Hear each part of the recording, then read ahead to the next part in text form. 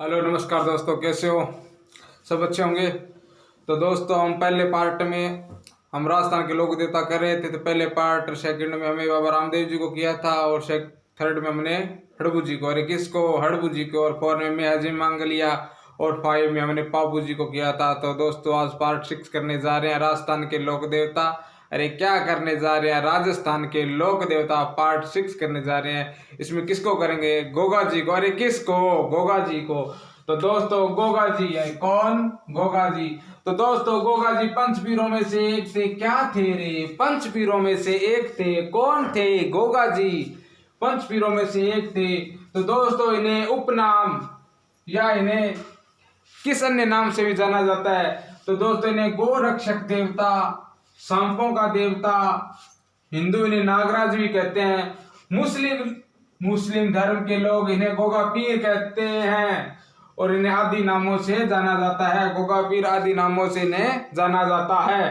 तो दोस्तों, इनके जन्म की बात आ जाए तो इनका जन्म हुआ था विक्रम संवत 1003 ईस्वी ददरेवा गांव चुरू में हुआ था। अरे कहाँ हुआ था? ददरेवा गांव चुरू में हुआ था। अरे जाति की बात आ जाए तो किस जाति के थे?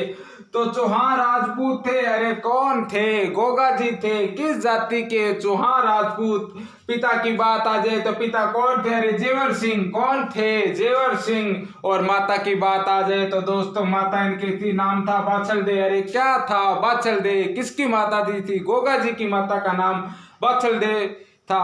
और इनकी पत्नी थी केलम दे। दोस्तों, क्या नाम था पत्नी का? केलम दे, जो बाबू जी की भतीजी थी। अरे क्या थी? बाबू जी की भतीजी। कौन थी? केलम दे। केलम दे कौन थी? गोगा जी की पत्नी का नाम केलम दे था और वह बाबू जी की भतीजी थी। अरे इनके गुरु की बात आ जाए तो इनके गुरु कौन थे? गुरु गोरखनाथ। गुरु गोरखनाथ के आशीर्वाद से ही माता बाछल के घर में गोगा जी का जन्म हुआ था। तो इनके गुरु का कौन नाम क्या था? रे गुरु गोरखनाथ। अरे इनके पुत्र की बात आ जाए तो पुत्र कौन था?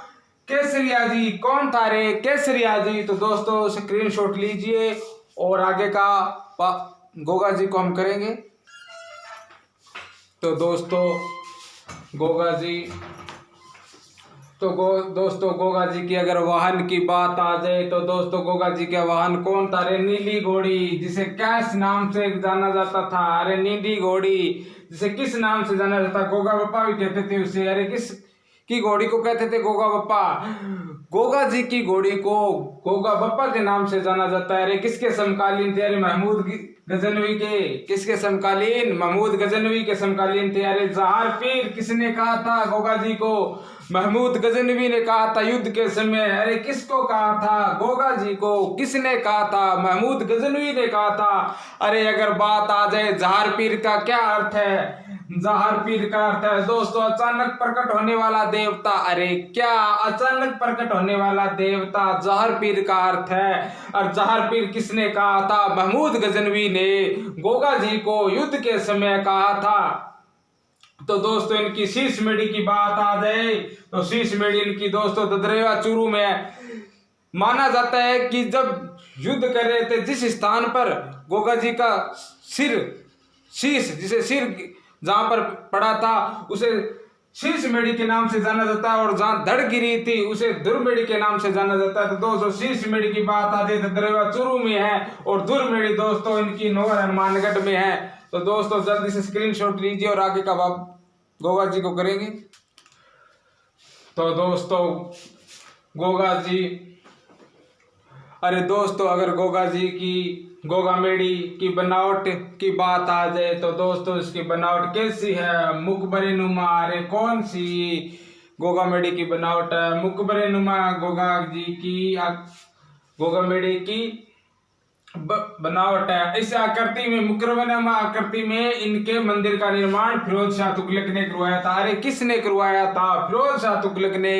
किसका निर्माण कराया था? अरे गोगा मेढ़ी का निर्माण फिरोज शाह तुगलक ने करवाया था। जिसके प्रवेश द्वार पर क्या अंकित है? अरे बिस्मिल्लाह लिखा हुआ है। किसके प्रवेश द्वार पर? गोगा जी की गोगा मेढ़ी पर बिस्मिल्लाह अंकित लिखा है। उसके प्रवेश द्वार पर बिस्मिल्लाह अंकित है। अरे इसका वर्तमान स्वरूप किसने दिया था? इसका वर्तमान स्वरूप दोस्तों महाराजा गंगा सिंह ने दिया था। अरे इसका वर्तमान स्वरूप महाराजा गंगा सिंह ने दिया था। अरे किसका? गोगा मेढ़े का वर्तमान स्वरूप महाराजा गंगा सिंह ने दिया था। तो दोस्तों अगर वीर गति की बात आ जाए तो दोस्तों गोगा जी महमूद गजनवी से युद्ध करते समय अपने पुत्रों और भतीजों के साथ वीरगति को प्राप्त हुए थे। अरे किसके साथ? पुत्रों और भतीजों के साथ वीरगति को प्राप्त हुए थे। अरे किससे युद्ध करते समय? महमूद गजनवी से युद्ध करते समय अपने पुत्रों और भतीजों के साथ वीरगति को प्राप्त हुए थे। तो दोस्तों जल्दी से स्क्रीनशॉट लीजिए और आगे का गोगा जी को करेंगे। तो दोस्तों गोगा जी महमूद गजनवी से युद्ध करते समय अपने पुत्रों भतीजों के साथ वीरगति को प्राप्त हुए थे।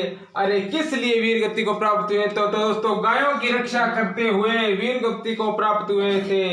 अरे गोगा जी गायों की रक्षा करते समय महमूद गजनवी से युद्ध हुआ, उस युद्ध में गोगा जी वीरगति को प्राप्त हो गए थे। तो दोस्तों इनके अगर मेले की बात आ जाए तो दोस्तों इनका मेला कब लगता है? तो दोस्तों भाद्रपद कृष्ण नवमी को इनका मेला लगता है। भाद्रपद कृष्ण नवमी को इनका मेला लगता है। अगर मेले की बात आ जाए कहाँ लगता है तो नोहर इनकी शीश मेढ़ी पर मेला लगता है और दुर्मेढ़ी पर इनका मेला लगता है। अगर दूसरा इसके बाद दूसरे मेले की बात आ जाए तो दोस्तों इनका दूसरा मेला गोगा जी की ओल्डी किलोरियों की ढाणी संचौर जालोर में भी इनका मेला लगता है। अरे कहाँ? गोगा जी की ओल्डी किलोरियों की ढाणी संचौर जालोर में भी इनका क्या लगता है? अरे मेला लगता है। तो दोस्तों अगर बात आ जाए गोगा राखड़ी किसे कहते हैं तो दोस्तों प्रत्येक किसान अपने खेत में बुआई से पहले हल व हाड़ी को एक राखड़ी बांधता है जिसमें 9 गांठें लगी होती है दोस्तों। तो उसे 9 गांठें लगी होती है, उस राखड़ी को गोगा राखड़ी के नाम से जाना जाता है। अरे किस नाम से जाना जाता है? गोगा राखड़ी के नाम से जाना जाता है। गोगा राखड़ी किसे कहते हैं? प्रत्येक किसान अपने खेत में फसल बोने से पहले हल वाली को राखड़ी बांधते हैं जिसमें कितनी गांठें लगी होती है? अरे 9 गांठें लगी होती है। उसे क्या कहते हैं? अरे उसे गोगा राखड़ी के नाम से जाना जाता है। तो दोस्तों जल्दी से स्क्रीनशॉट लीजिए और आगे का गोगा जी को करेंगे।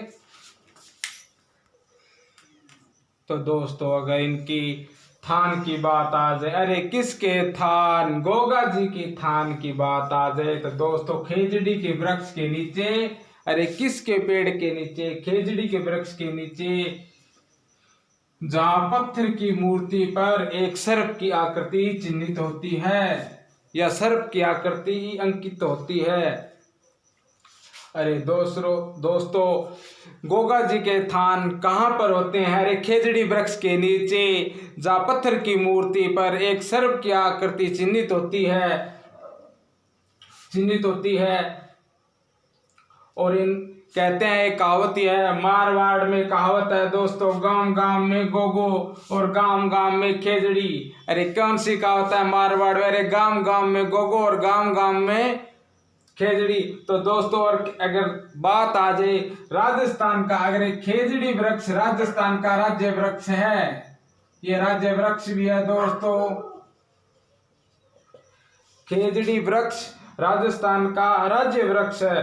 तो दोस्तों लोग घरों में पूजा करते समय मिट्टी के घोड़े, किसके घोड़े? मिट्टी के घोड़े की पूजा की जाती है दोस्तों। गोगा जी की घर में पूजा करते समय लोग मिट्टी के घोड़े की पूजा करते हैं। तो दोस्तों गोगा जी के मुस्लिम पुजारी चायल कहलाते हैं। अरे कौन? गोगा जी के मुस्लिम पुजारी चायल कहलाते हैं।